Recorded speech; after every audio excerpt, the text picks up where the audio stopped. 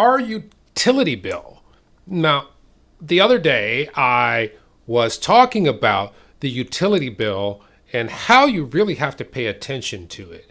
But I realized after reviewing, I should have gone a little deeper.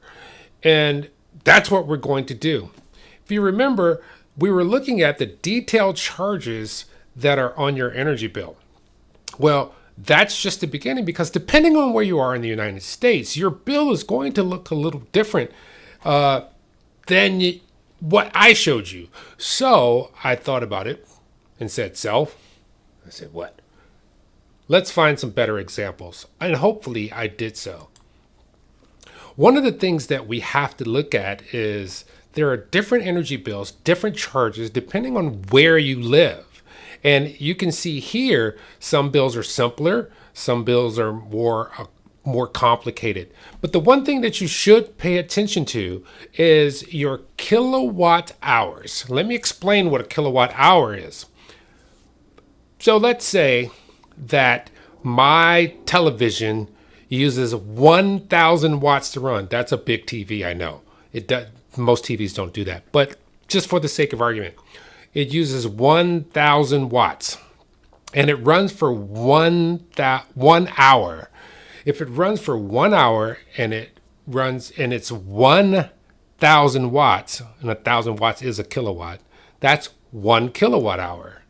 So if you have a 100 watt light bulb and it runs for 10 hours, then that would be the equivalent to a kilowatt hour. Get it? So when you're looking at your energy bills and things of that nature, they rate everything in kilowatt hours because they break it over time. A kilowatt hour is the amount of energy used over time. This is how you have to break it down. But you're charged on the kilowatt hour. With the kilowatt hour, it's usually listed on your bill. And it's used with a multiplier by the particular cent per kilowatt hour. Now, a really low cost per kilowatt hour is probably in the area of 9 cents per kilowatt hour. Now, when you get to Hawaii, when you get to California, those begin to change and go up because they have a different energy system. They're using hydros such as from Hoover Dam and things of that nature. Or in the case of Hawaii, they're landlocked, so they're using these old generators, and they have a lot of PV that sustain the grid there. But their kilowatt rates are much higher. They could be as high as maybe 30 or 40 cents a kilowatt hour. So their bills are going to be astronomical compared to what we pay. The reason I brought this up is a friend of mine called me and she said, Emmett, I want to go solar. And my first question was, why? She said, because in the summertime, my bill is high.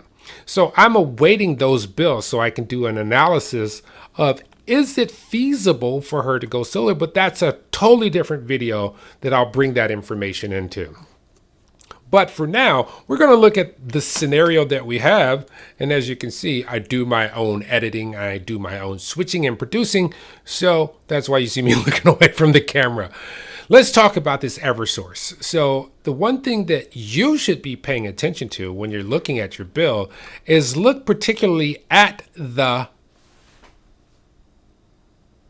kilowatt hours. For this particular item, we have 422 kilowatt hours in a month. Now that 422 kilowatt hours in a month is multiplied by how much it costs per kilowatt hour. So you see that their base charge for generation service charge is things that can show up on your bill, and all these have to be taken in consideration because either they're going to be flat or they're going to be charged against what you use. In some cases, there are some credits that you can get for the same thing as well. Typically, that's if you are in a distributed energy or community solar. And what a community solar is, you buy into a project that might be miles away from your house, but you get a portion of your bill reduced because of the energy that system creates. another video entirely. But you should really look at. Now, what I want you to pay attention to is this. When you're looking at the bill, you can see that the base charge is $43.04. But by the time we add all the delivery charges and taxes and this, that, and the other, now it's up to $97.79. So when you say, I want to reduce my energy costs, that's where it goes a long way. So all those charges will get reduced as well if you have something that's supplying your home with energy, such as solar or wind or geothermal, that brings your energy usage down. So instead of having 422 kilowatts per month, now you might be at 30 kilowatt hours per month, but you can see how that will drastically reduce. Now, let me tell you something about most PV systems or solar systems in America. There's a little known fact that you're always going to be connected to the grid. You're always going to be connected. You're going to use something from the grid at some point, even if you have a battery. So it might be very small, but when someone says, I'm going to get rid of your bill, they have to be really diligent in designing your system so that you do not intake any energy from the grid. This typically means that your energy usage that you use, they average out over the year. What they're going to have to do is make sure they design that system so throughout 365 days, you have a surplus. What I mean by surplus is you're feeding energy into the grid as well as supplying energy to your home to fulfill all your needs for your usage. That way, in some cases, you really might not have a bill, except for some of these little charges that they have, taxes and things like that, and delivery and setup and transmission lines and things of that nature. You might get a check. It's getting less and less and less and less as we progress. This is called net metering. They have a meter that's on your house. It looks just like the meter that you already have, except this one can tell which way energy is actually flowing. Is the energy flowing to the grid or is it flowing from the grid? This is really important for you to know and to understand. If you're getting a PV system, you don't just put the PV system. There's other components that make a big difference in how things come about. So with that, that's understanding.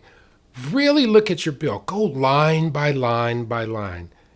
Have an exercise and figure out why your bill costs what it does. Yeah, you're going to have to be a little bit of an accountant, but it pays off in the long run because then you can know how to adjust your living if necessary.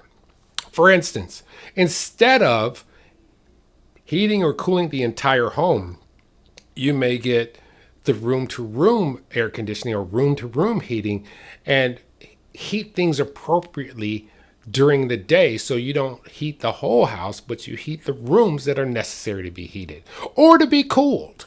These are all measures that we can invest in ourselves, in our homes, so that we can save money.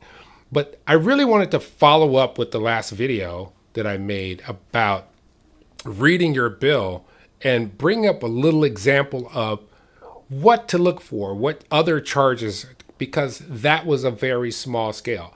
And understanding what your yearly usage is. Having little audits of these, it doesn't take much work. Once you get to know what everything is and how it works, it's 10, 15 minutes out of your life once a month. That's all I have for today.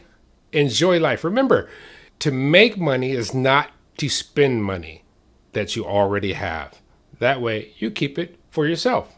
And we can do that by monitoring our energy before we think about going solar or adding some other costs to our home. Always remember, like, share, subscribe. There's somebody who could benefit from the information that I'm giving. Please share that with them because this is about the community.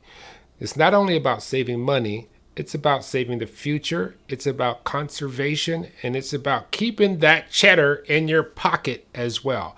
Everything in our ecosystem revolves around us maintaining our lives.